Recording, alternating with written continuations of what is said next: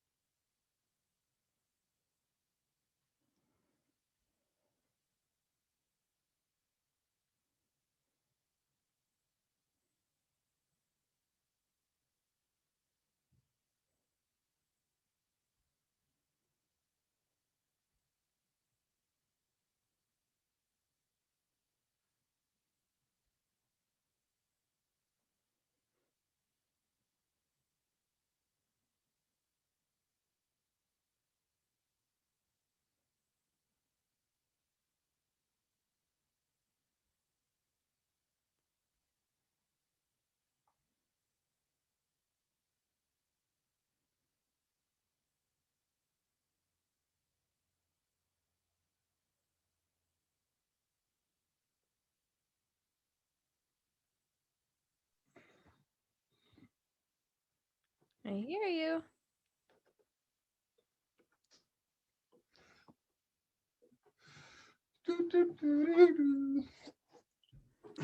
I'm coming. Here I come. You're fine. Is the camera on yet? No? Not yet. Wait. Oh, okay. I thought I hit the button. There you are. Man, I've been back to back on these interviews. Oh no, really?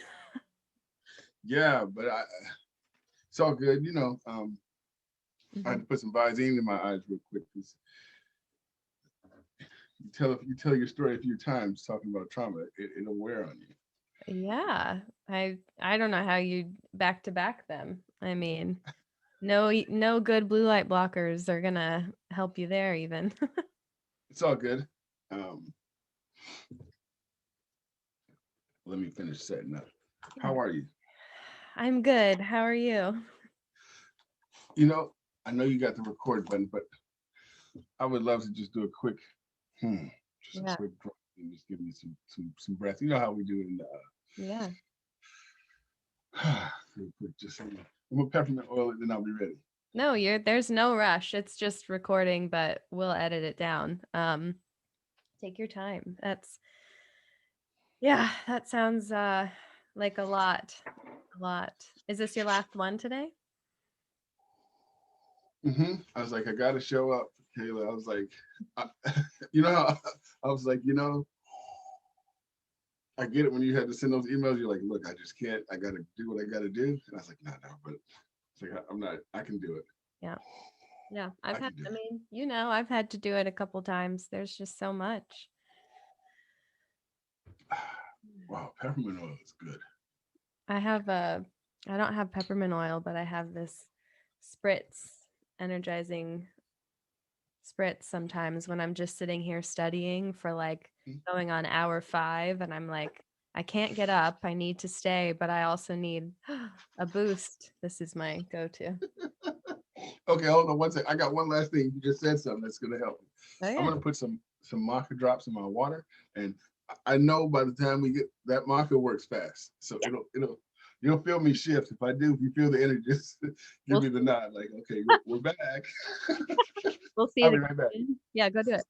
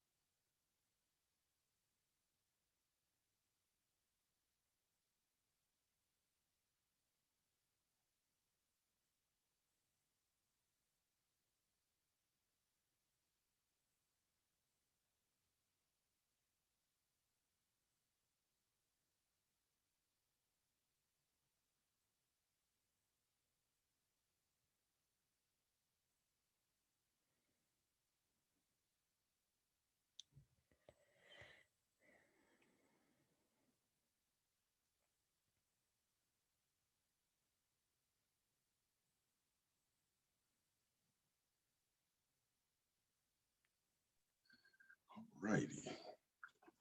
He's back. Check, mic check, 1 2 1 2. Sounds good to me.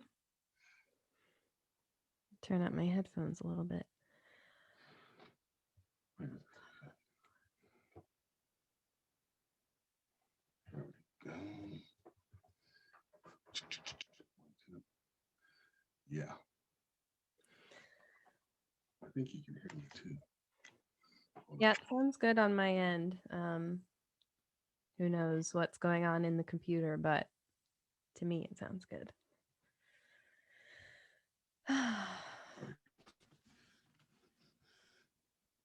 Wow, you just started moving like super fast. I don't know what, like it was a glitch. You froze, and then all of a sudden you started doing this. I froze and then I caught up. You did the same, actually. Oh, because probably when I plugged my right. I need to call in the where's the powder? I need to just powder my nose so I don't like. This is a new thing, I will say, for on our side.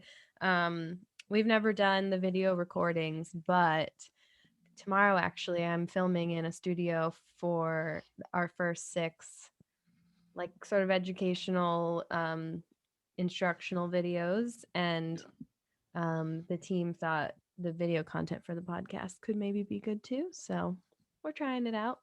This is I've done the video before. Yeah, I Actually, mean, I see people doing it and it's like, why not? It's extra content. well, it's cool too because you could use it. I can cut, like, I like it because I go back and I can cut them down and use them for content later. And sometimes people just connect when they see you. Yeah, so interestingly, our first interview we ever did, I'm saying we because the first handful of episodes were actually co-hosted with this amazing journalist named Michelle, and she the woman we were interviewing recommended to us, because we mentioned it was our first time, that we not use video because then we're not responding to like facial cues and body language that the audience can't see, which I thought was interesting advice. And I will say I'm sure there are pros and cons to both. Like, not having video on, I don't feel like I have to be on and like ready, like do my hair and whatever. But not, I also do like seeing a person, and Yeah. it was always weird to do a whole these like almost deep dive conversations with a lot of the people that I would interview, but then we just hang up at the end and I never see them face to face, you know. Yeah, it's all good. You know, I'm down. Like, look, we'll make it work. Just making sure the dreads are on point. Speaking of Um, well, I can kick us off with a little really exciting news to maybe. What I'm like, don't get it twisted. I'm on, so I'm Yeah, ready. my I'm friend. excited. Yeah, no, I'm, oh gosh, my hair is sticking to the mic though. Some of my good friends are having their first baby like right now. Right now as you speak. Yes, like as of an hour ago, she was 9 centimeters. Oh, okay. She's crowning. Not yet. Not crowning. I mean, honestly, baby could be out by now. I don't expect a photo right away, but there's a If you baby happening today. Well, if you get that excitement, but it's like, yeah, it's a baby. No, I will. Oh my gosh, so exciting. It's so cool. Okay. Um, we feel ready? Hey, Ready? what did I say? Ready as I'll ever be. This Exactly. is it. Ready as I'll ever be. Well, let's go ahead and begin then, because Let's do it. yeah, the sooner we get our chat going and And I don't want to interfere with hubby's. I don't want to. movie plans. Yeah, I don't. I don't want no smoke. No. He's actually, speaking of, he's having a cigar so that I could have a quiet space for this. Okay, cool. He'll be just fine. So welcome. Thank you for doing this. I always, again, first time doing this on video, so we'll see how it goes. If I'm a little awkward, it's because it's weird to see myself talk. But we normally start these out by me actually asking the person I'm interviewing to introduce themselves. So, would you tell everyone your name, where you live, and what you do? My name is Arjuna O'Neal. I am a elevated mindset coach, where I work with past traumas, limiting beliefs, and old stories, and help people transform their pain and their story into purpose. I live in the beautiful Southern California, also known as Los Angeles. Mhm. And currently, I'm residing in Florida during the whole COVID-19 pandemic situation. Yes. Any plans yet to come back? You've been there a while now. I checked back in at the end of August, and unfortunately, LA is still trying to figure out its Yeah. grounding in this situation. And I figured I'd just stay on the East Coast side where, Florida is a little more wide open. And not just because, it's open and I can move around, but the the the anxiety levels Hmm. and the pressures of you know the COVID protocol isn't as intense, and so it's better for my nervous system. Hmm. Yeah. No, it makes sense. LA is definitely still kind of like the hot spot, I feel. We're trying to Yeah. get our shit together, but we haven't done it yet. It's really where we're at.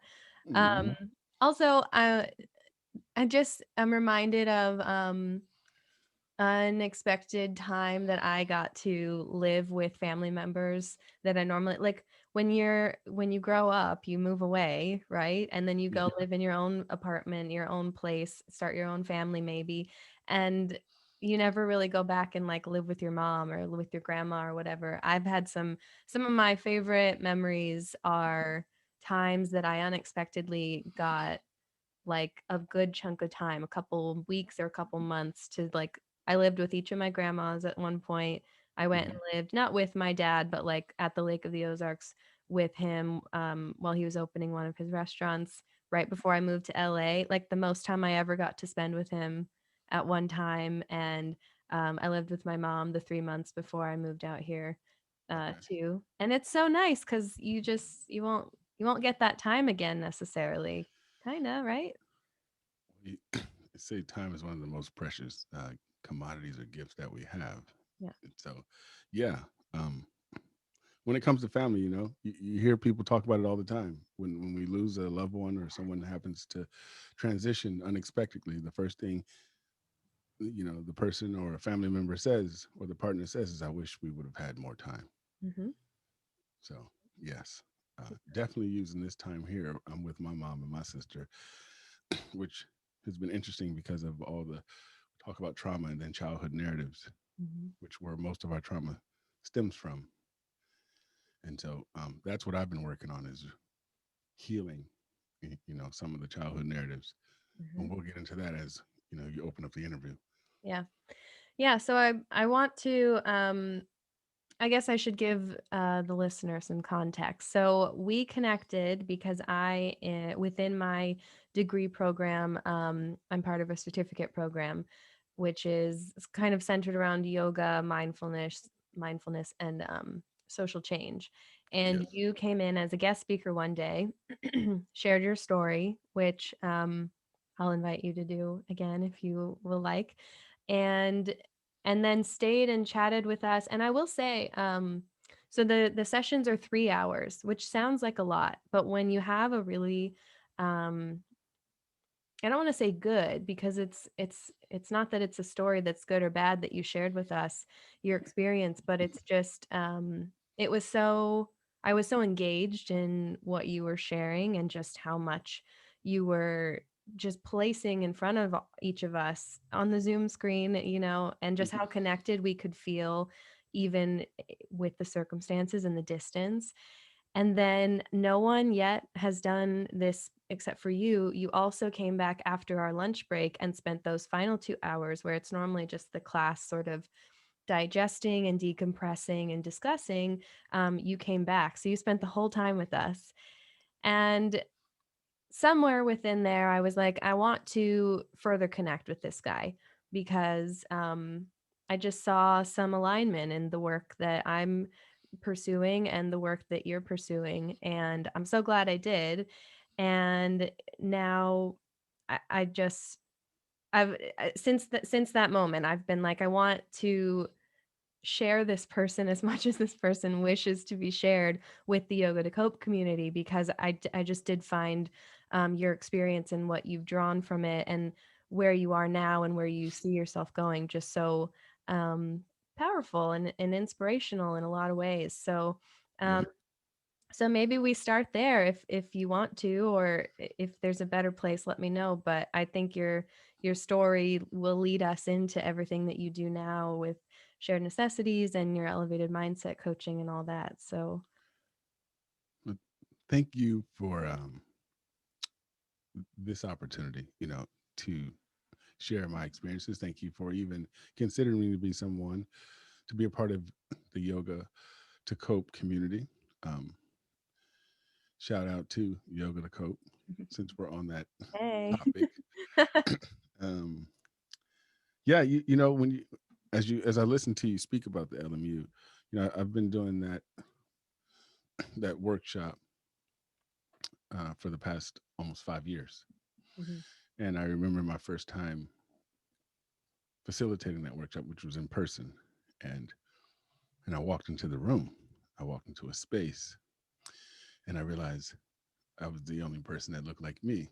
mhm, And when you first walk in, and I had a very casual look. I didn't walk in with a professor or like a teacher's like vibe, and I wanted, because I didn't know what to expect, and I also didn't want to have any expectations, and so I wanted to come in and just connect with humans, right?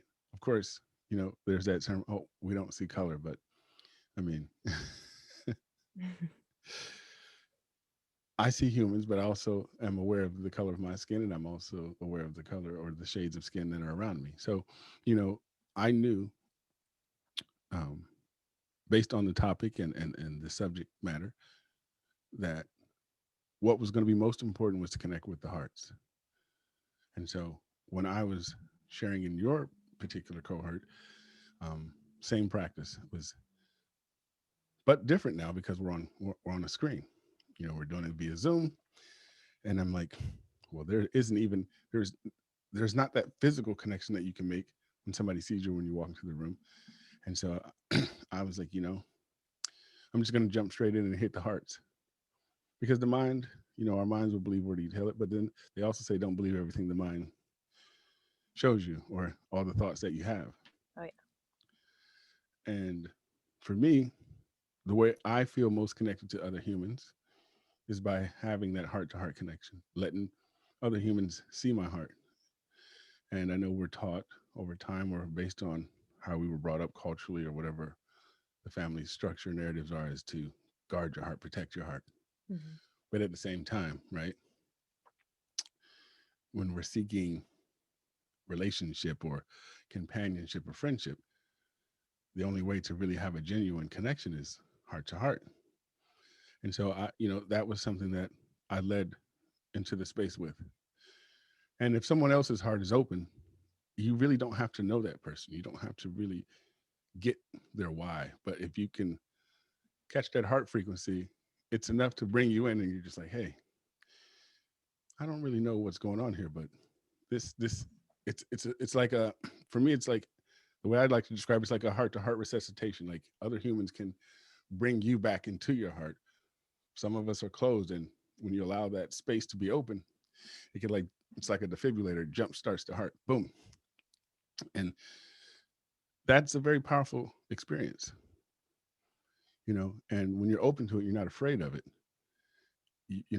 It's like a miracle. Like, you never know what's going to happen or what can come from it, but um usually what happens is there are like powerful connections like ours, or you meet someone, or there's a story behind it. Next, there's a book, or whatever the case may be. You learn something or you grow, and those are the people that help shape us, that inspire us to be bigger, to go deeper into our own journey and expand more. So it was a privilege. And for me, coming from the inner city of Detroit, you know, I was uh, I was born and raised in the Hare Krishna faith, which, if you're not familiar with the Hare Krishnas, it comes from India. It's usually categorized as under Hinduism, but it's not Hinduism. But that's how most people associate it. It comes from the Vedic tradition, mhm, uh, and it's an interesting story because there's a twist. It's like, oh, an African American man following a Hindu based practice on the east side of Detroit, where at the time my father was part of one of the biggest drug cartels in the 80s in his era. So all that was being interwoven into my life as a little boy. And so I according to the Hare Krishna faith or the Bhagavad Gita, which is the spiritual text that they read and teach from, Mhm. it's considered one of the highest forms of spirituality.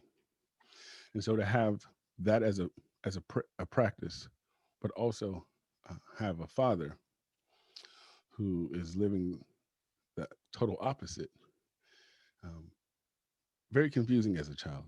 But Mhm. he was really good at finding a way to intertwine, and we've heard this in other spiritual practices where they take the spiritual teachings and intertwine it and for personal gain, Mhm. power, whatever. So it was really good at that.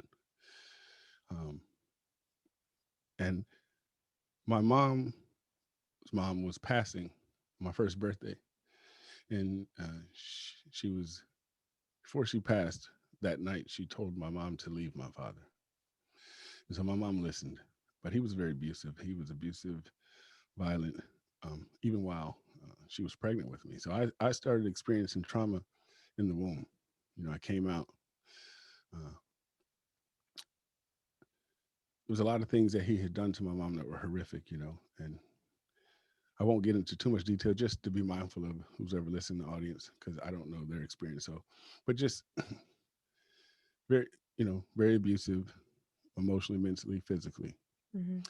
And so then to be born into that and then to hear it, it's like, oh, as a child, you heard it in the womb and then to come out into the world and then actually physically experience it. So trauma was like my middle name. I felt like throughout my whole story, then I was sexually abused uh, in the Hare Krishna faith. And from there, the wounding and the journey started as a young boy to be robbed of your innocence, right? And so then to be taught how to be cold and I guess disconnected from Mhm. the emotional body and sell drugs and be violent and hurt people.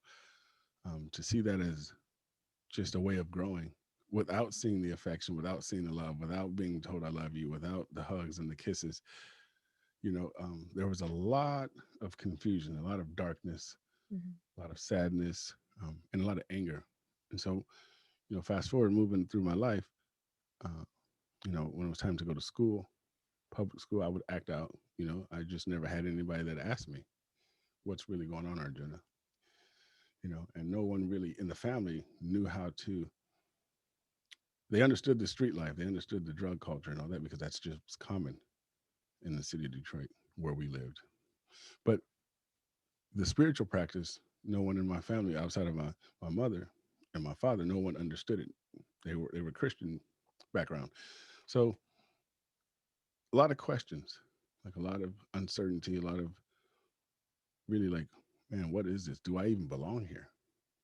And so the only way I could actually communicate that was through physical expression, you know.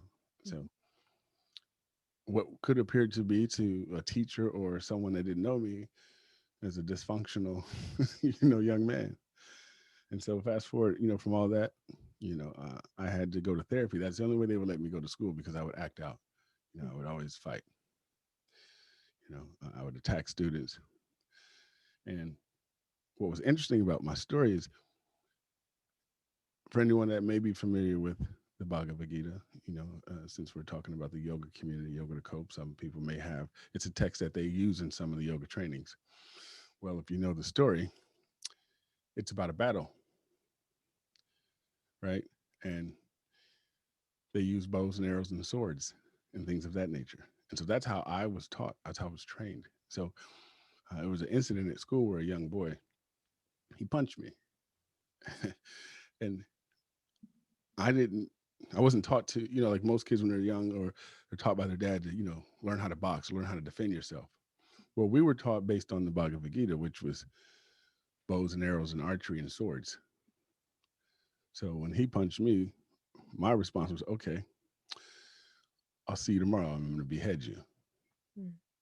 And so I came to school the next day. At the time, we were living with my mom's sister, and the boyfriend had a machete, and I brought it to school. And I attempted to chop this kid's head off, but the teacher just happened to look up when I was going in my book bag. Thank God. Yeah. And she screamed so loud that he wet his pants, and I froze. And uh, long story short, they ended up calling the police, and they kicked me out of all the Detroit public schools. And for Detroit to be a very violent and bad city, to get kicked out of all the public schools, that says a lot. And so we moved away for a while, but I had to keep going to therapy counseling. So I just, all these stigmas just started attaching themselves to me. And I Mm. started identifying myself with them. Crazy, emotionally deranged, weirdo. And I started identifying with all of those names. And so I just behaved that way. Right. Underneath, I was a very intelligent person. I wanted to be like everybody else, but I didn't even know how. And I didn't have anyone to show me. Then my mother was very involved in the spiritual community. And so I didn't see much of her. Mm. So it was other relatives that were raising us, and then they didn't really have a regard for uh, us because they couldn't relate. We lived, even though that was my family, we were completely opposite. Born and raised a vegetarian, so I didn't eat meat, but the whole family did. So just the shame, the blame, and the ridicule just kept piling up and kept piling up. And then at one point, my father was like, "Are you ready?" I was like, "Well, what do you mean?" And mind you, I had other brothers, older brothers that were he'd already trained and took them through the ropes. And I would watch them, and I would always try to study what were the things that made my father excited about them, like Mm. what made him happy. And so I realized, okay, so I need to be really good at this, right? So here I am, wounded, hurt, full of trauma, full of pain, which was the perfect formula Yeah. for the street life. Yeah. And how But I old was are you at this point? Like high school age? 16. Yeah. Like, well, when I really got my feet wet, I was 16. Yeah. But he was grooming me from the age of like 10, 11.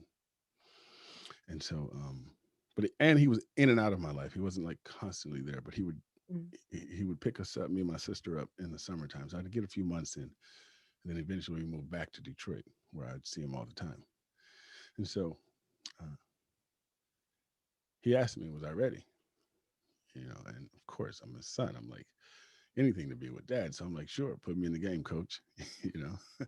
Mhm. And he took me on my first ride along. And there was a gentleman that owed him some money. And I took a snapshot of the address in the street in my head. Mm. And I was like, you know what? I had seen in movies, you know how it works. If somebody doesn't pay, you collect, and how you use force. So I embodied that. I reenacted that moment, and I went back. And I remember, I had a firearm, and I shot in the guy's house. I seen his shadow. I didn't knock on the door or anything. I just shot in the house. And then the very next day, we went back because he called my dad, and the guy was like, "Hey, I got your money." And my father was like, well, what happened? And then he explained. He said, I don't know, man. Somebody came by the other night, and I was playing with my daughter, and Mm. then bullets just started ringing through the house, and I remember the body bend over. So I guess he went to pick his daughter up, and I missed him. And in that moment, it all hit me like, whoa, Mhm. like this shit's real. Like this isn't like TV. And I told myself, I said, I made a vow. I said I would never do anything of that nature. Like if it's gonna be combat, it's gonna be hand to hand, face to face. Mhm. And so from there, I really thought about it. It was like, well, Arjuna, what are you gonna do? Like how are you gonna take the rest of this story or this journey, or this opportunity to get to know your father or appease your father? And I remember telling myself, like, okay, well, I just have to step fully into all this pain and hurt and anger and just disconnect. And that's when it really started. And from that moment there,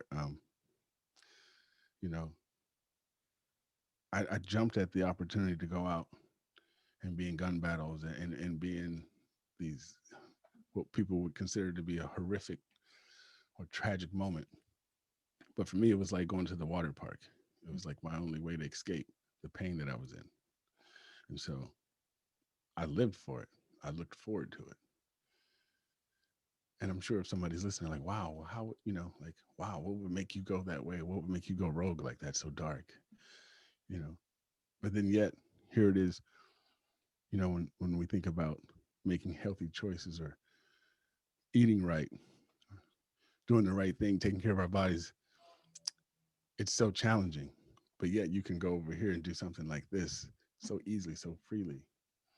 And I say that because what, from the outside looking in, what we don't consider when we see people that do certain things or make certain choices, I don't think we ever pause and say, I wonder what that kid's life was like, Mhm. right? What did they go through as a child? Because we see that person in the present moment, and we just assume that that's just a choice that they made right there. Yeah, they probably did. They have a choice over their actions, but there's layers, there's Yeah. buildup. Yes. And so over the years, that's what led me to be the person that I ended up being labeled as. But then because I had this spiritual teaching of the Bhagavad Gita, which is all about the heart and God consciousness, there was this like a little piece inside of me that was still Mhm. clinging, Yeah. Hold right? on. Right? Just it could still get the little message. It would I would still get the little hit like, hey, I know the world may not seem like it loves you, but God would always, hey, if you choose me, I'm here. Mhm. But I didn't understand what that was. I wasn't taught to understand what discernment, what was that inner voice. Nobody communicated with me, but I would, and so I thought I was strange. I thought it was weird because I didn't ever express that to anybody. Like, I think I'm hearing from God. Mm. And I always love telling this part of my story because most people, when you think of people that go through dark moments or have those dark spells, it's easy to assume that they're like evil or they must be having satanic thoughts. But actually, in my story, I don't know about other people's. When I was on through all those years and on my darkest missions, I actually communicate with God more than after the fact when I became a conscious, uh, uh, when I became aware of that I wanted to be a conscious being, Mhm. right? Because the ego plays a lot when you think you're conscious. Yeah. Yeah. So yeah, it was. I actually used to talk to God all the time. You know, right before I would do certain things, I just like, look, Lord, I know I'm not supposed to be doing this, but I'm just trying to. I just need my dad to understand. I just need him to choose me. I just need him to pick me. Mhm. So, fast forward and all that. And then the big moment that everybody loves to hear about is when I got shot at 19 in the femoral artery where I bled to death and made the news, came back, got a second chance. And God gave me the blueprint based on what happened before I even went, before I, before I died. God pretty much told me that, look, I know because I'm having this out of body experience and I'm looking at my body and I'm like all twisted up. There's like maybe an inch and a half. I'm laying in my own blood. I remember putting my finger in the hole, and that was like my first real meditation, my real first meditative experience because I knew from going to school, from being smart and studying. I used to watch war movies. I knew that I was hit in a space Mm. that wasn't good, and so I was like, well, the only way I'm in the city. If somebody did call 911, by the time they get here, it may be too late. So I was like, I need to figure out how to slow my heart rate down so I can slow this bleeding down. And then I was like, shit, my mom used to talk about meditation. And so I was like, all right, let me talk to God. And so one of the main uh, fundamental or core practice of the Bhagavad Gita is out of all 18 chapters is, will you remember God at the time of death?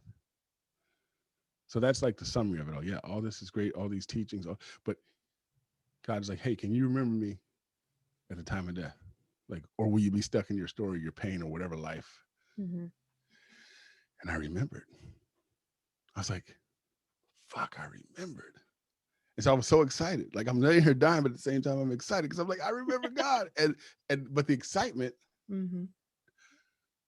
got the heart rate going again. And so now I'm like, shit, wait. So now I'm bleeding all over again. Like I've never stopped bleeding, but now the blood is just again. So I was like, wow. And I know you may hear this, like dying and excited at the same time. The best of both worlds, right? Doesn't get any better than that. And It's something.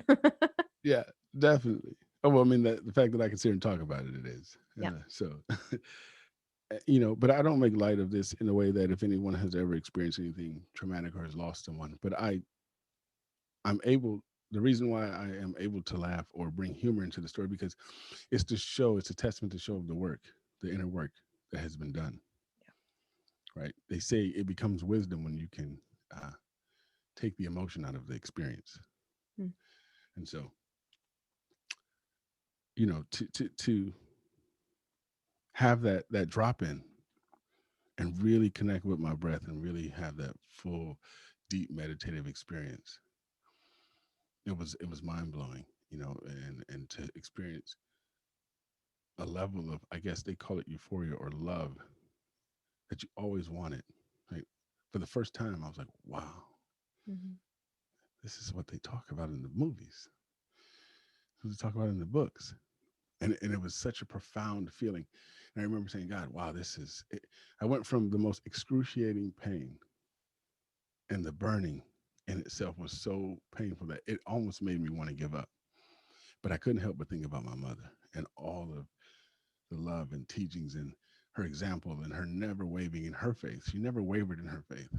All the experiences that she had with my dad and the struggles and whatever, but she never wavered in her faith and always believed in God. And so I was like, well, if my mom can do it, I got to try this. I've tried all the stuff my dad said. Let me try my mom right now. Let me try out my mom's teachings. And so beautiful. And I remember asking God, I said, look, I probably don't deserve to be here right now, but this feels really good. Like, and I said, I'm going to take a shot at asking, like, is it possible that maybe we can just, like, I can just stay on this side and hang out? And it was like, and people, when they hear my story, are like, oh, your story is so amazing. I'm like, I got kicked out of the pearly gates. Like, God kicked me out of heaven. He's like, no, this is not how it works. This isn't how you return to this side. So you have to go back and fulfill your duties. And I was like, oh, wow. Like, damn, I just I just got kicked. I was like, Got the boot. I just got the boot. Like, I guess, yeah. So to get the boot, but to get instruction, to actually have instruction from God, it was a powerful moment. But then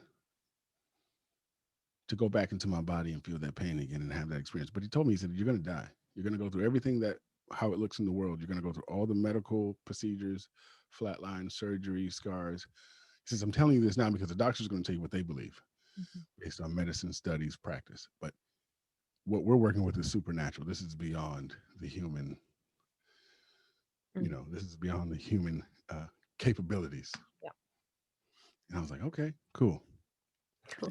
And I remember, God emphasized, you have to remember this moment.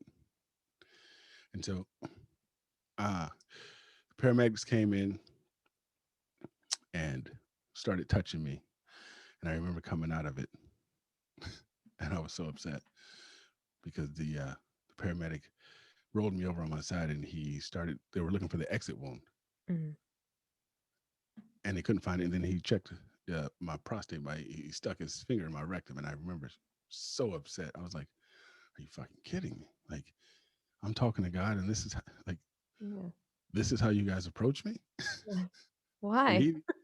yeah, and he's just like, wait, you're in shock, buddy. Like, just calm down. And I'm like, no, I'm not in shock. Like, whoa.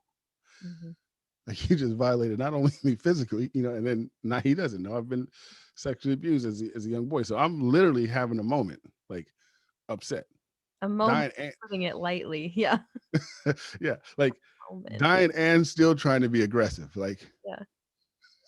so, Like a moment with a capital M. A yeah. wow. Matter of fact, all the letters are all cap. Yeah, whole thing.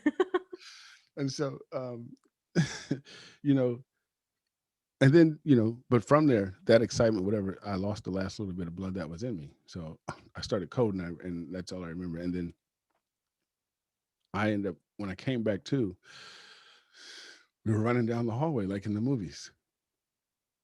Mhm. Uh, you know, Lights above your head. Whoosh. yeah. And I was like, wow, like, I was like, how is this a common thing? When you hear about those near death experiences, I'm like, is it staged that way? I was like, is this how we all know who we are? Like, this is how all the light workers identify with their journey based on that piece of the story. Because if you hear about them, almost everybody has that moment, Mhm. the white lights, and I was looking up, Uh-huh. and it was interesting because the nurse, it was one nurse, and she stood out of all the other nurses, and I remember her like looking down as we were like they were running me down the hallway on the gurney, and she says, "Don't worry, Mm. I'll see you. We'll see you on the other side." And I was like, the reminder.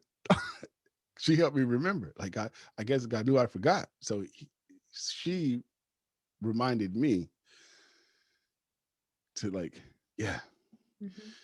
And then and just like in the movies, boom, they put the mask over me, the little not the oxygen, but the anesthesia, and I was out. And 14 hours later, Mhm. a whole bunch of cuts and stitches and staples, and I come out on the other side, and I remember coming to, and I opened my eyes, and I'm in this room, and all these machines and beeping and pumps and I had tubes and hoses. My body was like I looked like a penguin off of Batman. I'd swollen up so bad because the bullet had ripped through, severed the femoral artery, venous stasis, the lymph nodes. It just everything on the right side. It just the bullet exploded. All the Uh, important stuff. yeah, all the important stuff ripped up. I got hit with the particular bullet that I had in the gun. In the gun was a hollow point, and so thankfully it was close range.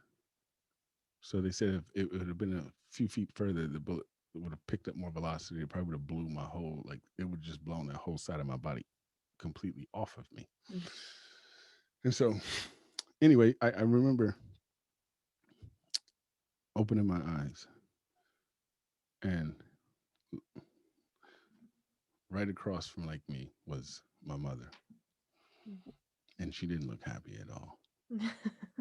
She did not look happy, Uh, and I always laugh at this part too because she inched up and she leaned over and she said, "Damn it, Junior, if you weren't already half dead." She was like, "I want to kill you myself," but I understood yeah. where that came from, Yeah. like the worry, just the you know, and what she felt to see me like that. And from there, the journey started. Mhm. Uh, I was released from the hospital. I was paralyzed for a year. They came in with a really nice, thick stack of paperwork, basically telling me that I wouldn't live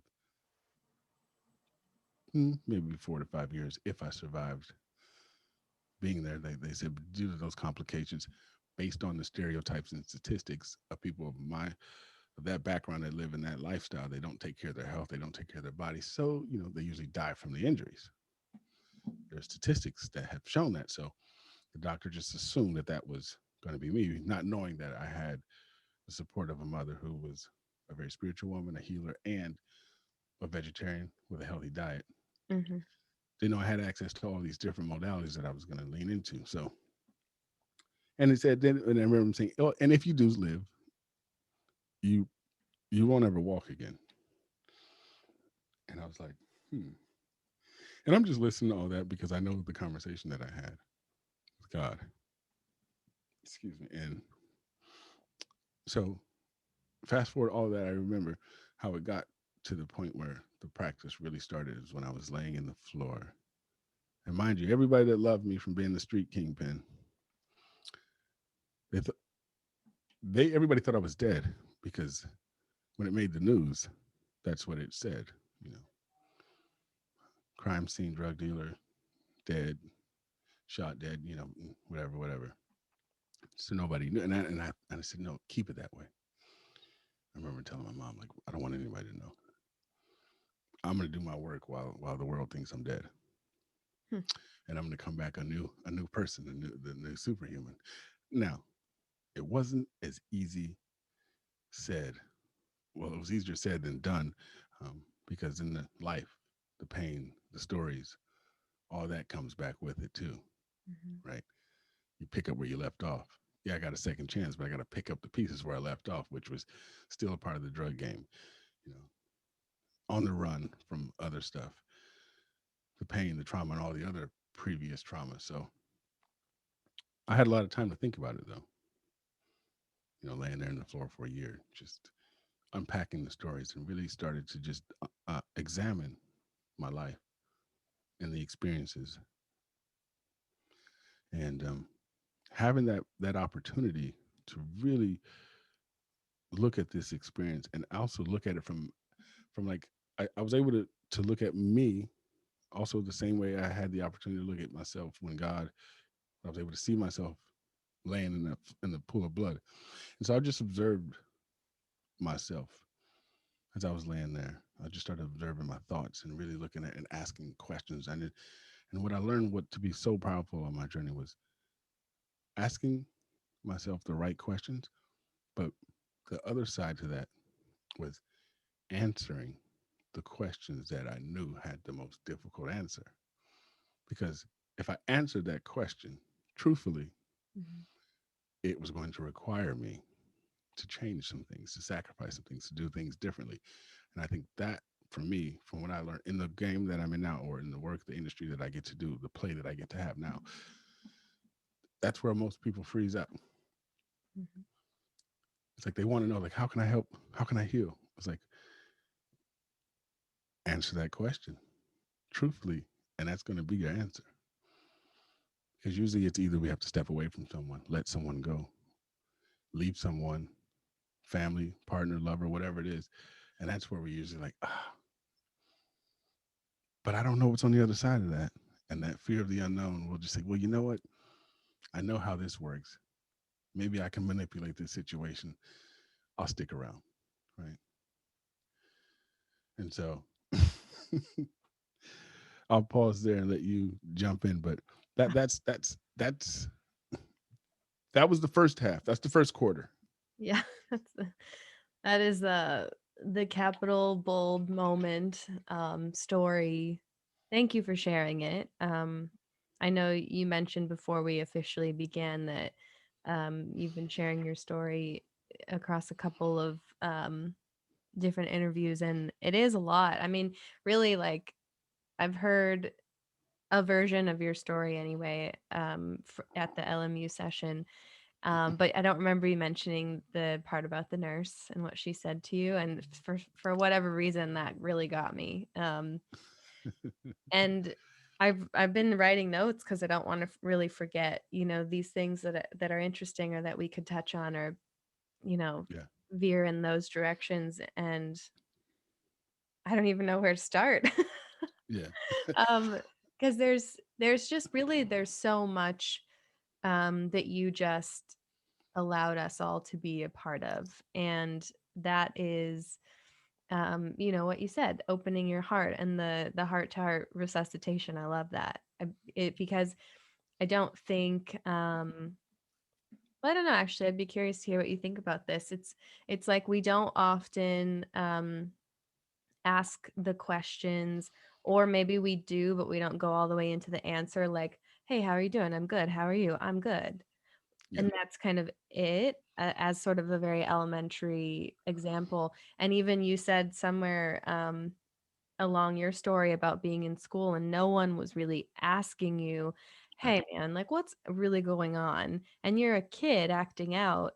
And I immediately think to my brothers and Yeah. even to myself, like the things that we do as human people trying to survive and live in this world.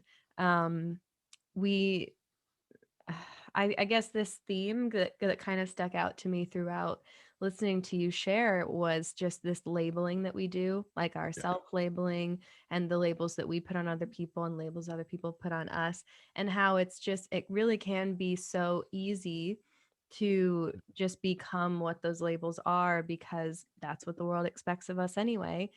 And Mhm. which leads to this other idea of like why do we like labeling things and putting things in boxes and nice shiny rows of like this is good and that's bad, that person's good, that person's bad. And then it's like, well, if I think that people think I'm a bad person, all right, I'll be a bad person then. Let's see how you like that. It can just be so such a slippery slope, I guess. And I've seen it. I've personally seen it with myself. I've saw it Mhm. with both of my brothers in moments. It's really sorry, my mail just popped up.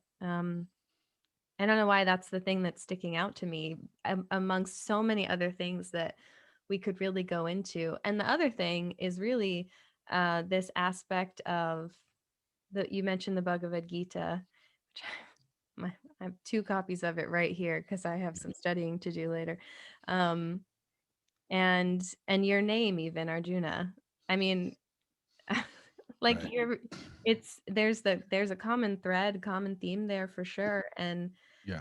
this whole aspect of um religion and yoga and Hinduism and just all of the crossover. I mean, that could be, maybe that's another episode for another day. That's it. That is because It's a it's whole, a whole story behind my name and being prophesied over that I was supposedly yeah. not the Arjuna from the, but I was in the material manifestation for my story or my life journey was similar. It's similar because of what I had to do to get to where I am now. So Yeah. yeah, but that we could save that for another fun. That's a whole other episode series really.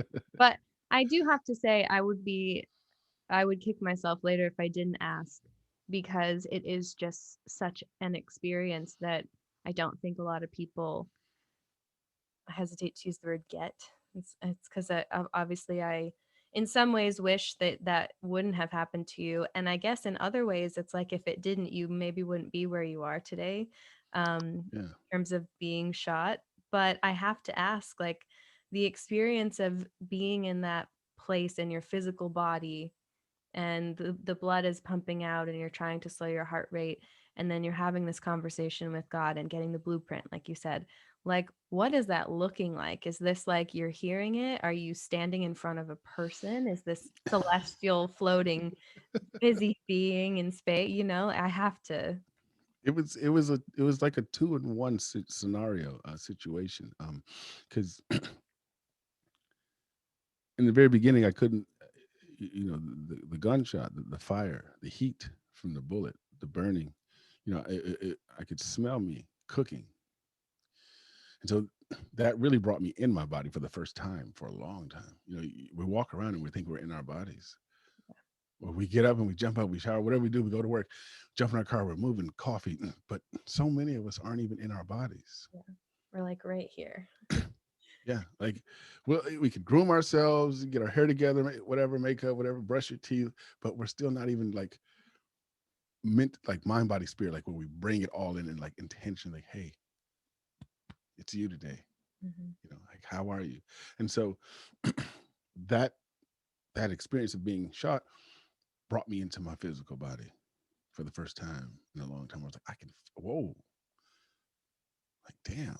Like not only do I feel this bullet burn, I'm feeling all this shit that was happening from way back. Mhm. So now I'm overwhelmed with with sensation. I'm like, whew. And so I think from having that overwhelming feeling of sensation, it helped me like I know we talk about meditation. I don't know how many people have ever meditated before or people have had that experience and they're always wondering, am I meditating right? Am I really doing this right? Well, this experience put me in the meditation 5.0 seat where I was like, boom, I dropped in quick because all of that was happening. So it was so intense that I was able to get straight into the practice. Mhm. And in that, in my body, from that, dropping in, when I had the encounter with God, I was out of my body. Like, 'cause I'm looking at my body Mhm. and I'm having this dialogue. Now, I didn't see it was dark Mm. and it was a voice that sounded the way it sounded to me was the sound of a male's voice, but not like my voice where it's deep and whatever. It was more of like it had a resonance to it, Mm. but it was smooth. Like the voice, it was healing. Like in it, it was just like, hey. And I remember like even the words, the way God was speaking to me, it was all like everything about it was just healing. It was like Mhm. I don't. It's hard to explain because it's like it's not something that happens on the human realm. Yeah. But it's like if you had to think of the best love experience in your life and put that like on a pi scale, like 3.1 for it, Mhm. keep going. It's just like whoa, Yeah. um, mind blowing, heart opening. Life changing. Yeah. So I it was so profound that at that moment I was willing to say, hey, I don't have to go back into this body. Like I'm good. That's so just to give you some context, it felt that amazing Mm. where I was consciously aware to choose. Yeah. I don't need to go back into that shell down there.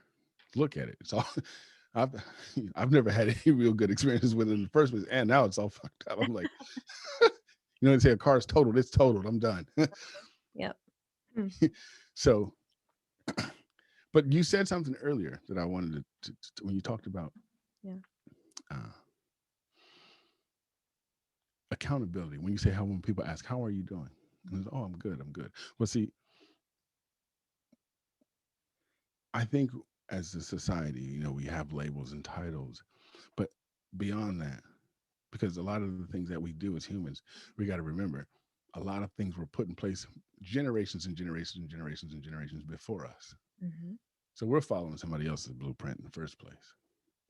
But then, on a personal level, think about it. If I asked how you were doing and you really told me, now I have to be accountable Mhm. because I opened that door. And now, and if it took you 20 minutes to tell me how you're doing, now I have to sit here and hold that space because I asked. And I'd be really inconsiderate if I was like, okay, look, I know I asked, but I'm gonna need you to stop at sentence number three because I. Yeah. So when we think about just in life in human interactions, we're so busy with our own story, our own ego, our own stuff Mhm. that a part of us, what I've learned on this journey is that we feel that if I stop to help you, I start to think about, well, nobody stopped to help me. See, it goes back to the me. That's why the ego is so tricky how it plays. And that's one of the things I got to learn. I got to really sit with that ego being paralyzed for a year. Mhm. And I realized, but at the same time, when we talk about spirituality or consciousness, the ego is always being blasted as a negative thing. But at the same time, the ego is part of the human, it's part of the human DNA. It's part of us. Yeah. So when we hear drop the ego, lose it, Yeah. the ego's not going anywhere. No. But we love to It's label, yeah. A great example of it. Yeah. And so I just learned how to. So what I did while I was paralyzed, I was like, no, me and my ego are going to figure out how to work together and be of service. Mhm. I because that's what most people are attracted to is other people's ego. When you know, we won't say that. We'll say, oh, it's the money or it's their success. Mhm. But it's in all of it, the ego's inflated in there. It's intertwined. You can use it to be of service. And so that's what I feel happens is that when we connect with someone, when we take time to really connect, there is a level of accountability that has to happen on both parts. And who's up for it? I mean, I think about that all the time. There's just the aspect of and I feel almost like sometimes I'm testing it. Like when someone will ask me, "Oh, how you doing?" I'll be like, "I'm gonna really tell them," and Hmm. I'll really like go right into. And then while I'm doing it, my mind is like, "This you're being too much right now. You're oversharing. You're this is a burden. You're placing this on someone, and they didn't really want it." And it's like while I'm doing it, it's this weird, I don't even know how to explain, like, how it makes me feel sometimes, but it's this weird thing of, like, I want to tell you how I'm really doing and what's really going on and how my heart has been and how my mind is is hanging in there lately. Hmm. Um I don't know if you really want to know. So, but I need to tell someone. I need to put it out, get it Yeah. out of me, kind of. And so I do. And then there's almost this like immediate guilt after. And I don't know why that is.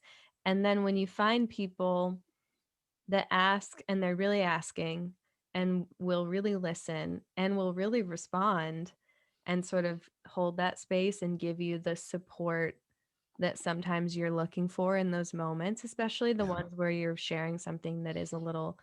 hard or makes you feel vulnerable. Um, it's like that's that heart to heart to me where Hmm. I'm just like, we're friends now. Yeah. In the like lightest, simplest terms, because it can be you can really skate on the surface for a whole lifetime. And Yeah. people do, and that can be a nice place to be sometimes, but when you want to go in with Yeah. someone and don't feel like you have access to do that or a person that you can do that with or people multiple, it can be really difficult, you know. Yeah. A- And as I hear you say that, two things come to mind, and from my experience, and just to put that into the space again, anyone listening, I am only sharing my experience and how I perceive. Uh, take it with a grain of salt, or if it could bless your life or change your life, God bless it. But when I hear you say that, two things come to mind: the ego, and that's something we blame everything on almost when we talk from a spiritual or conscious perspective. Mhm. But then there's also the childhood trauma, the childhood narrative. See, when I heard you say that, what I heard was the Kayla that no one really listened to, like the same the Arjuna nobody asked, right? And so because no one asked all the way through that childhood, now that you're an adult and you're thinking you're having a very sophisticated or logical, this is simple dialogue here, Mhm. but then that wounded or that childhood narrative that never really sincerely received that is like that's who's really talking. Like, no, Kayla, they don't care. They didn't care then. They don't care now. They didn't ask then. They're not going to ask now, Mhm. right? And then, but then that other side, he's like, no, that child in you that needs to hear is like, no, I need you to hear this. You need to know this. But that part's not being conveyed. So this is a whole dialogue that you're having. Mhm. You're working through some childhood stuff. The person listening doesn't even, may not even understand what's going on, clueless. Like, what did I just wake up inside of this person? Mhm. And all I really was just, it's formality. Yeah. They're like, Right? "Whoa, it was just being polite." Yeah. And what is that? Yeah. If is that really being polite if you're not being authentic? See, you know, you call it polite, but technically, I would be offended. Like Mhm. that's not being polite if you didn't genuinely mean it. So it's almost like another. But then, what is that person going through where they can't connect in that way? Like what's stopping them? So then, when you really break it all the way down, Mhm. you got two childhood narratives that are playing up in this adult body, Mhm. and so when you think about kids and a playground, it's my turn on the swing. No, it's my turn. I want the swing. Mhm. And so that's usually what's on the energetic level. If you could, that's usually what's happening underneath everything, the layers, the stories. So, and that's just from doing some really deep psychology work and really studying and learning. Yeah, I think the layered aspects of an individual person in any given moment are very easily forgotten because again, we like a label, we like we tend to like something easy. I need to put you as a person in a box Yeah, and you're going to fit this narrative that I'm giving you. Even like on the fly, like passing a stranger in a grocery store based on what they look like, what they're wearing, what's in their cart, we might make a quick assumption. And now that's what that person is. And we know nothing about them. yeah, And it's there is just I mean you just shared this really poignant physical human example of you were experiencing trauma before you were even born, and that's yeah, not even to mention before that, if yeah, depending on a person's beliefs, past lives or whatever you might think or yeah. consider perhaps. I'm fascinated by and interested in anything to do with that kind of point of conversation, but it's just like who knows all of the things going on.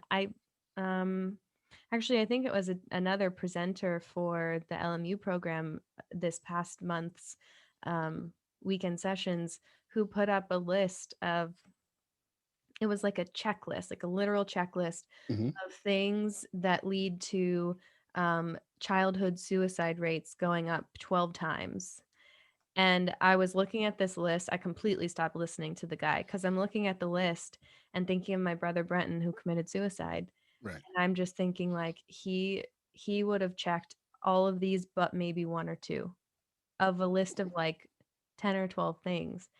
Yeah, And it's just like those are the layers. That's the buildup. That's the residue that collects and then becomes this action that a person takes. And that example could play out for other situations too, but it was this very moment where I was like it's just so layered. Also speak just for my experience, which I'm sort of placing within him, but I don't think my brother just one day woke up and decided, oh, I'm going to commit suicide today. There is a process that led up to that, and there are layers that created that moment when it actually happened. And we just I feel like I can't believe, first of all, that we're already over an hour. Um, it happens just like Time the flies. workshop. Yeah, I know. But if you don't mind, That's fine. it's just really such a timely message, maybe for people to be hearing your example of this, my example of my brother in this, of just maybe like a little more heart understanding, a little more compassion could go a really long way, especially now. And I had all these other topics to talk to you about, and now Yeah. we're running out of time. Or people, I don't know if people are ready for a 3-hour interview, although, we could certainly fill the time, but it's just this past year, the politics of it all, the social justice of it all, or lack thereof. It's just it's such a time where I hope for people who are listening that they walk away from this just being maybe a little more thoughtful and considerate of another human person's experience and their layers and their build up to that exact moment, um, because it can be really hard Yeah, sometimes and to do that, and it's worth it though, you know. it is. And when it's easy to just listen to someone start to share and instantly form an opinion, a conclusion. And what led me, you mentioned Share Necessities earlier. What led me to create my nonprofit was, and I always preference this and bring this into the space and ask anyone listening to consider, if you feel the way you feel when you're hurt, When you suffer the way you suffer, right?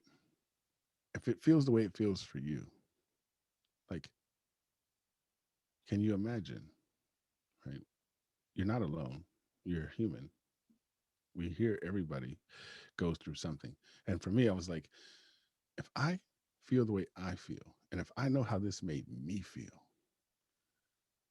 like, there's no way I would wish that on anybody else, Mhm. right? And so that's where I started. That's what opened me up to Share Necessities. I was like, I would never want a child, a youth, to experience what I experienced and then grow up with that and then become an adult. And so I was like, yeah, I got to do this. I got to do this work. I got to share these tools. I got to figure out how to just help people connect to their heart. Because what you learn from the human to human experience is that it's easy to think that I'm doing something for you, Kayla. Like, if if I show up for you, that means I have to do this for you. I'm doing it for you. Like, and I don't have no. But what you realize underneath it all, you're doing it for yourself. In the end, it's something in you that needed to be filled or healed through that interaction, Mhm. right?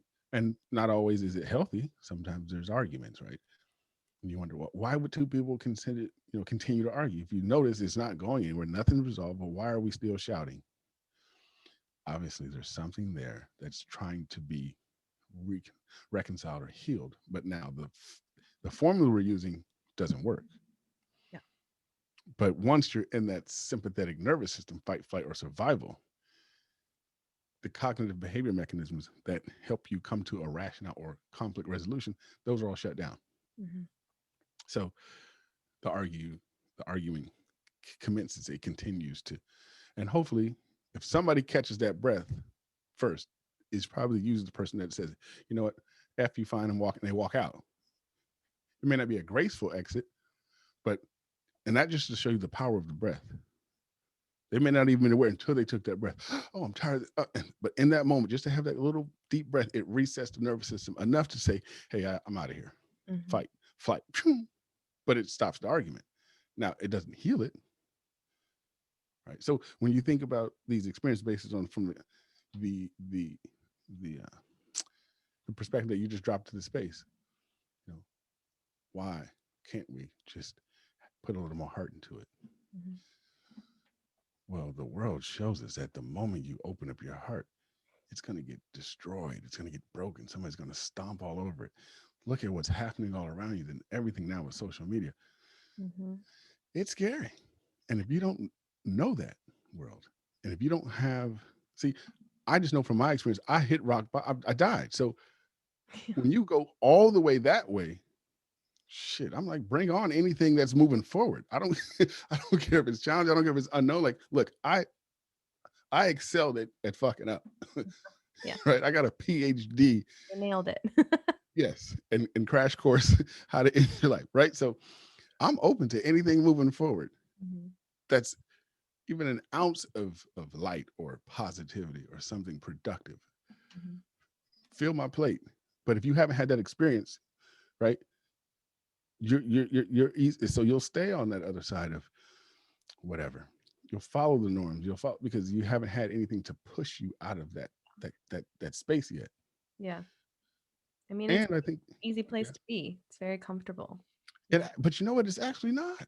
Yeah. It's It's not. It takes a lot of work to Yes. maintain that anger.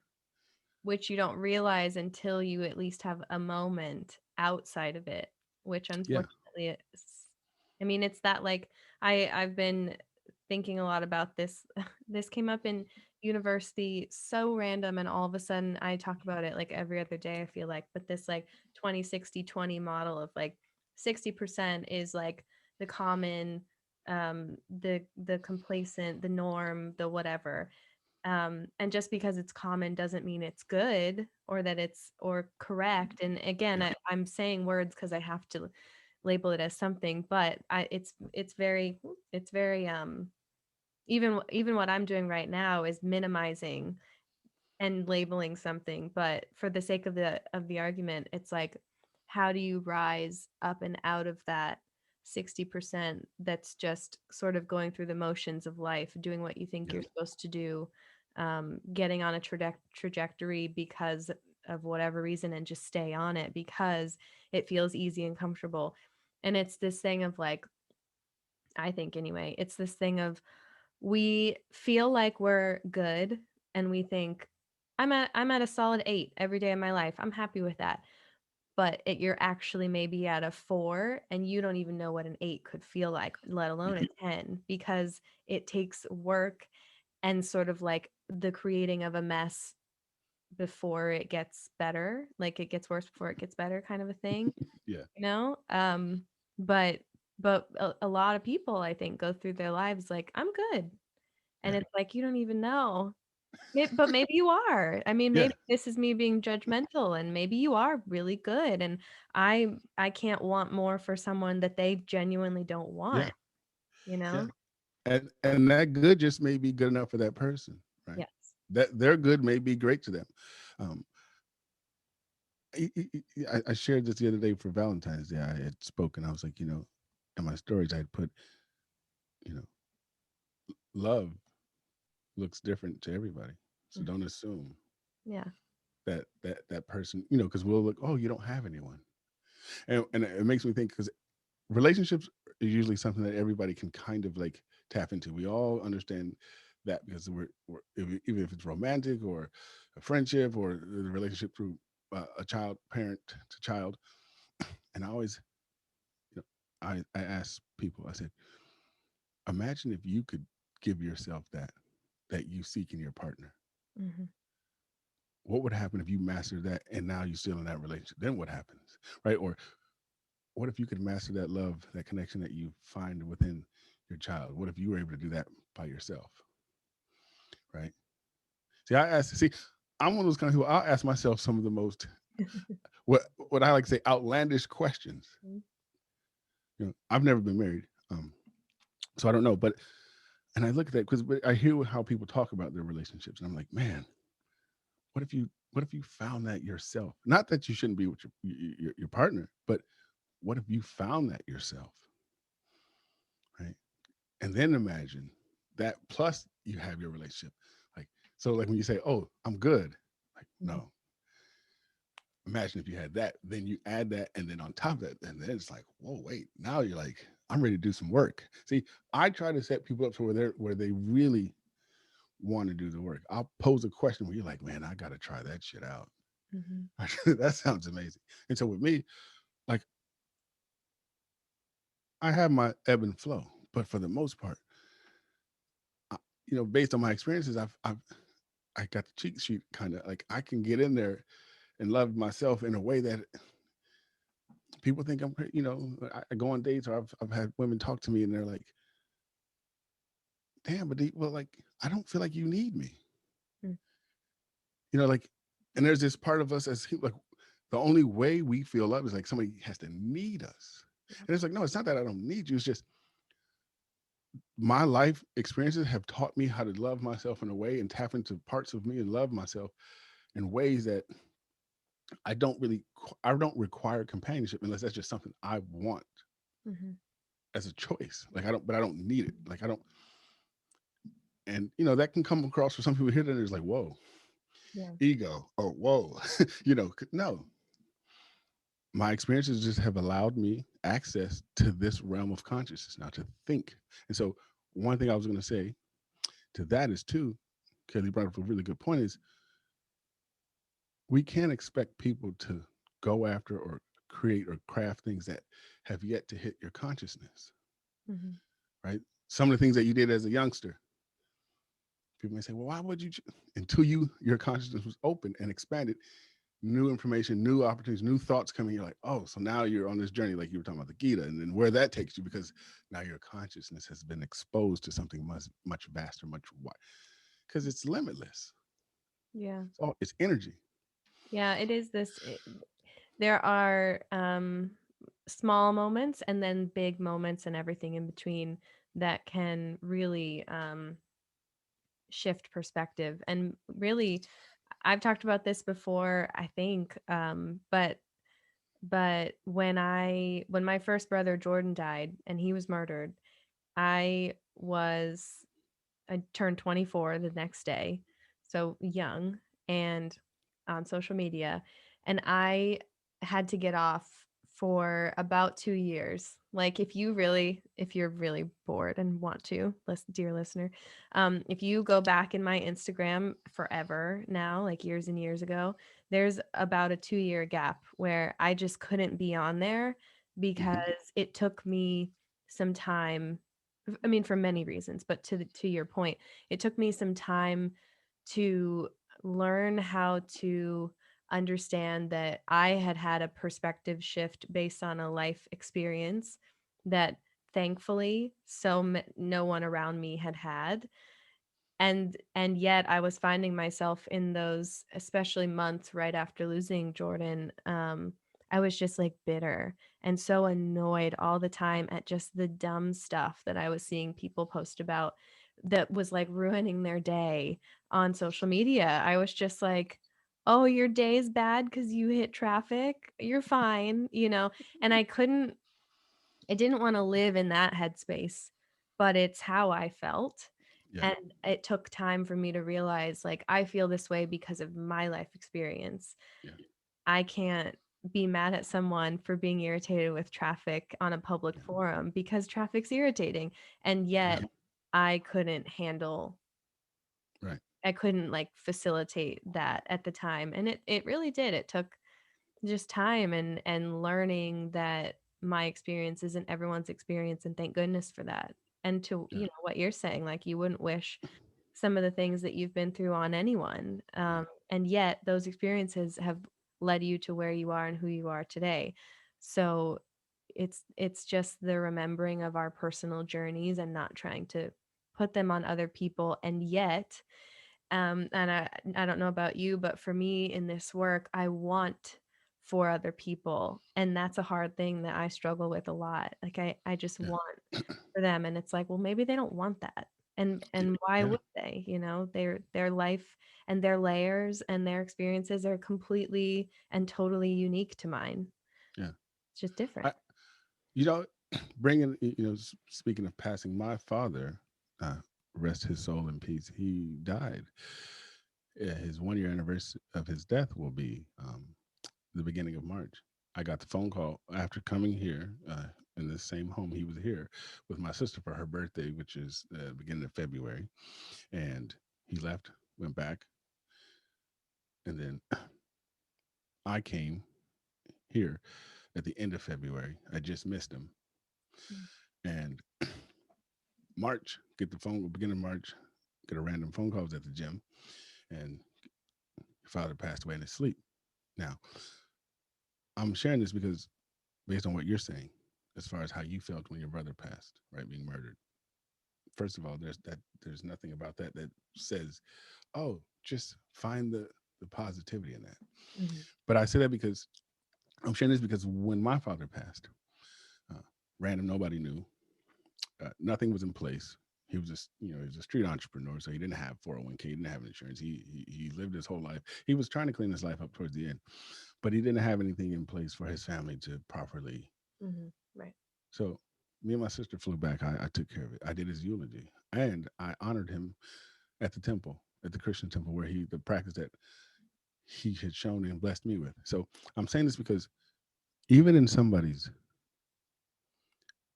death or however they pass, if it's horrific, if it's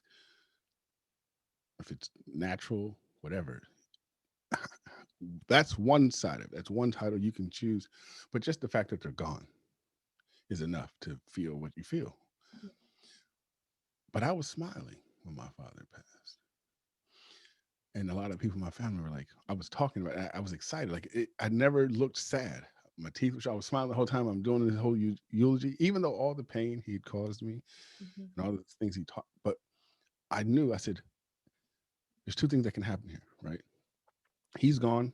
He's never coming back in his physical body. And I'll never be able to talk to him again. So I won't be able to get the answers Mhm. if I had any questions.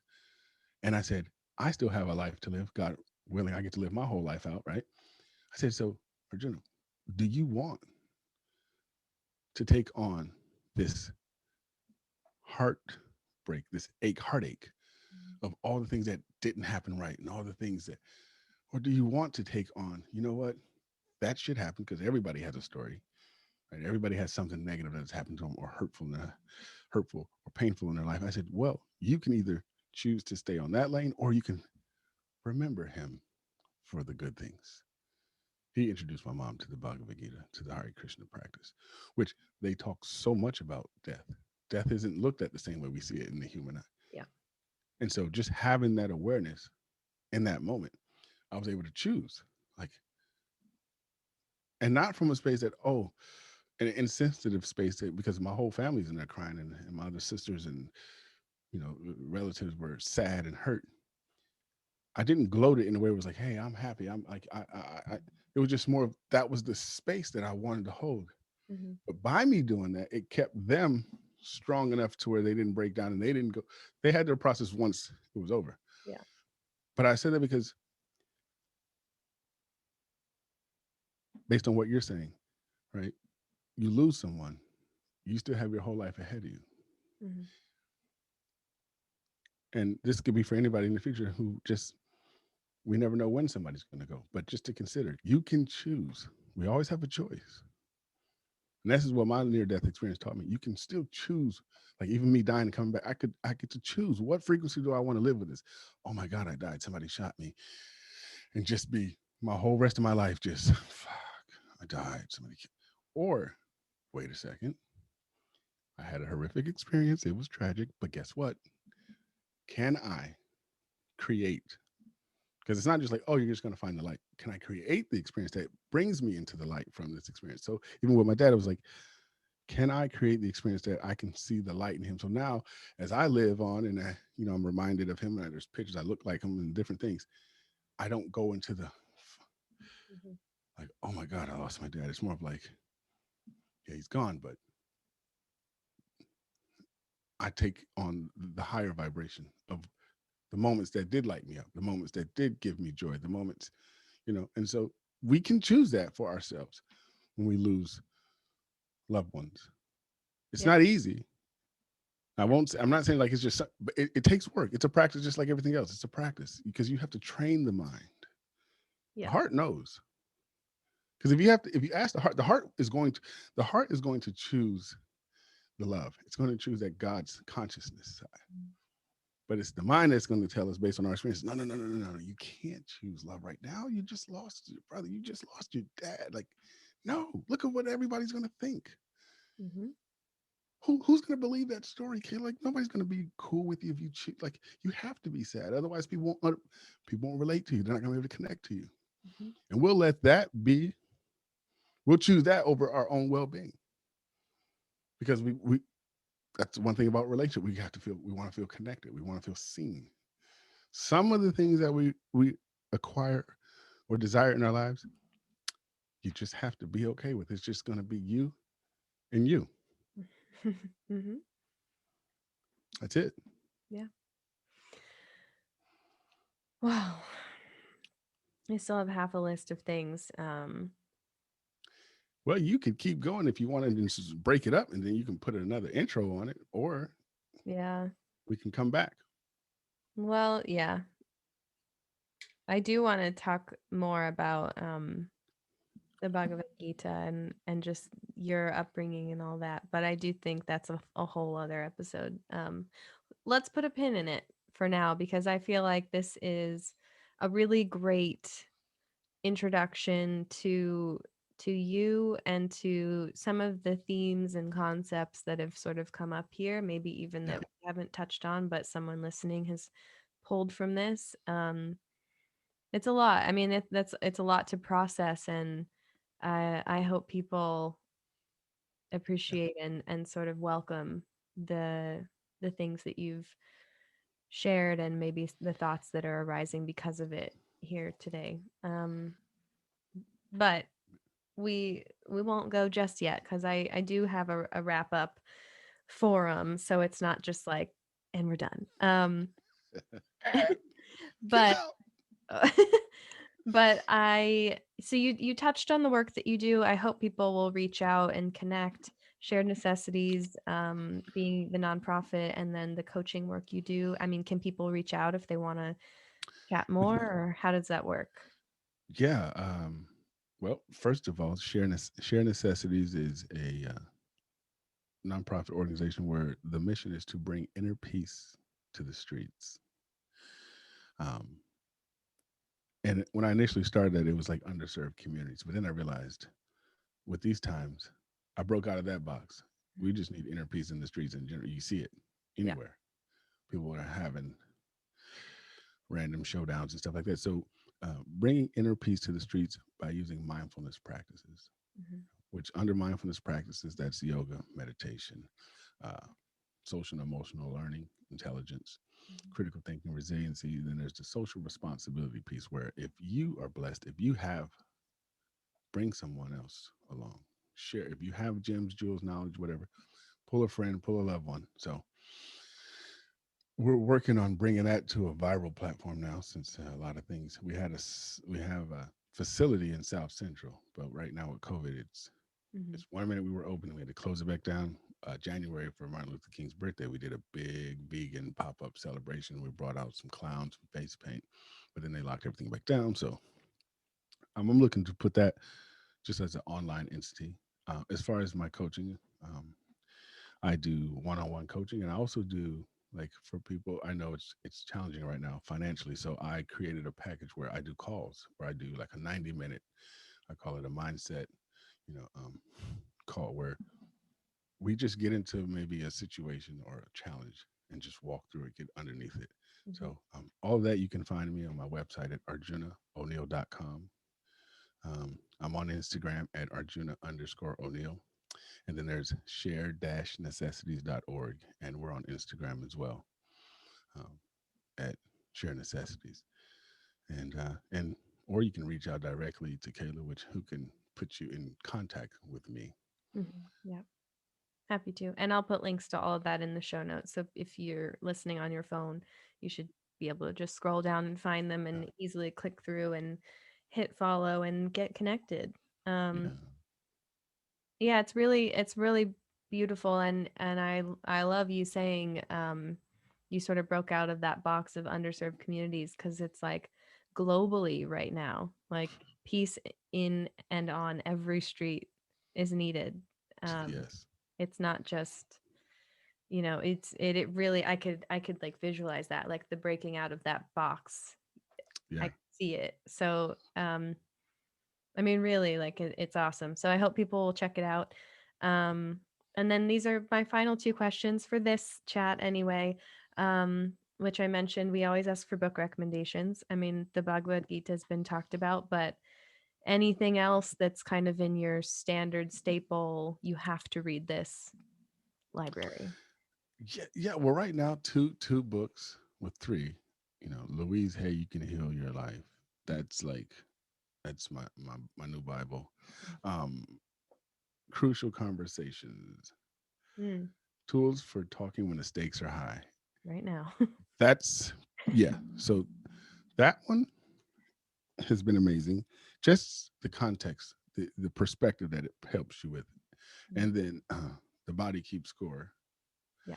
Um, that's another powerful one because again, what these two books have allowed me to do, and I'm back in them. I read them before, but those two books, when you see something in a person, right, when you see a reaction or somebody's actions, it allows me to understand that wait, what I'm seeing, there's something more, there's something underneath, and it allows you to start to. So that brings me to the empathy and the compassion. Like, wait, even if I don't agree with it, even if I may feel a certain way, even if it's a person that's wronging me, Mhm.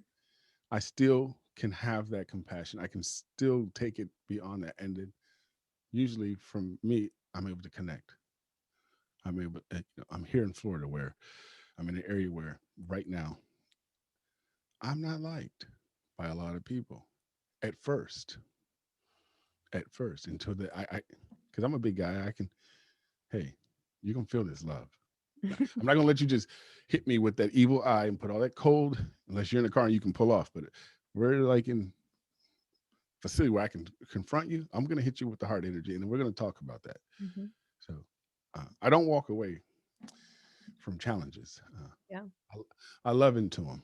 And so, but these two books have been a great tool to do that and Mm. to really navigate.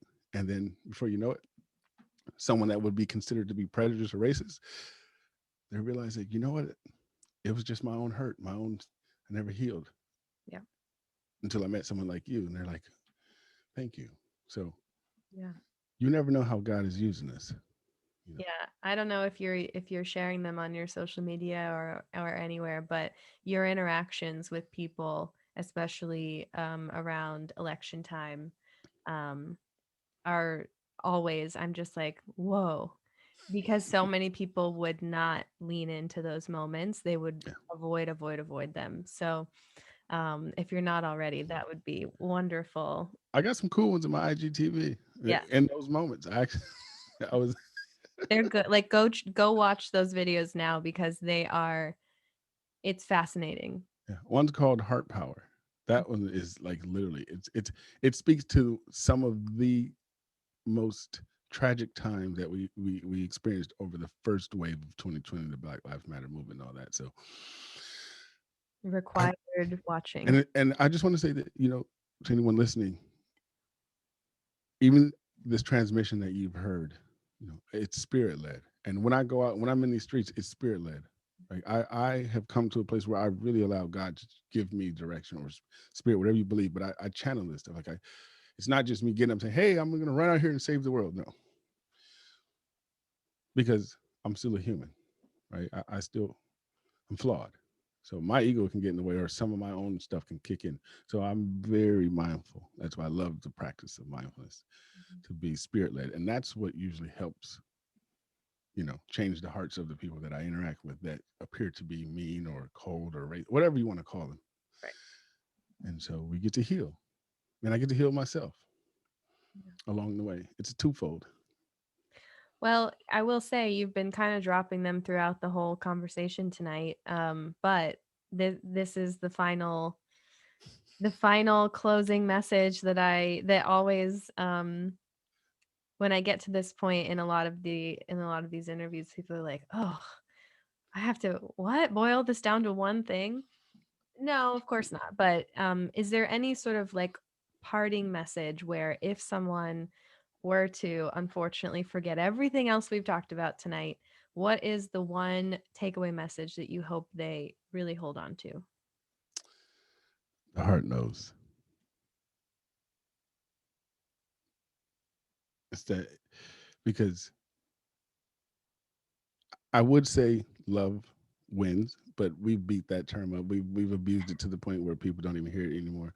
But the heart is full of it comes from it's the connection, it's a direct connection to the source of love, creation. So the heart knows. And I know there's all these different well, the heart can no. If you really drop into the heart knows. And I say that because I'll tell anyone in a heartbeat, when has your heart ever judged you, criticized you, ridiculed you, made you feel bad about the poor choices or the decisions that you made in your life that weren't up to your standard? The heart has never shamed you. And when I was laying there dying, my heart kept beating after all that stuff I've done and been through and hurt. It kept fighting. It when I was thinking of giving up, my heart was like boom, boom, boom, boom. And that's what reminded me to keep fighting. So the heart knows. Mm, yep. That's it for this time. That's it. I think that's a beautiful place to put our pin. I'm really excited about the work you're doing, and selfishly, I'm excited that you're consulting on a program that we're creating over We're here. family now. I Yoga to mean, cope. yeah, it's really this organization is has really just allowed me to connect with people in such a unique way, I guess is the best way I can put it. Yeah. And and to just find people who when they're saying how are you, they really are asking, is to really tie it all back together. Yeah. So thank you. And thank you for being here tonight and for everything you shared again. And th- like I said, for everyone listening, all of the links to all of the things will be right there at your fingertips. So please go check it out and that's it for this time. Thank you again so much. Thank you all. Thanks for listening. Thanks for tuning in. Godspeed. God bless. Much love. And good night to you. Please get some much needed, well deserved rest. And I'll see you next week. Yeah. Okay. Thank you. Thank you. Thank you. Thank you. All right. Till then, All right. Take care. good night.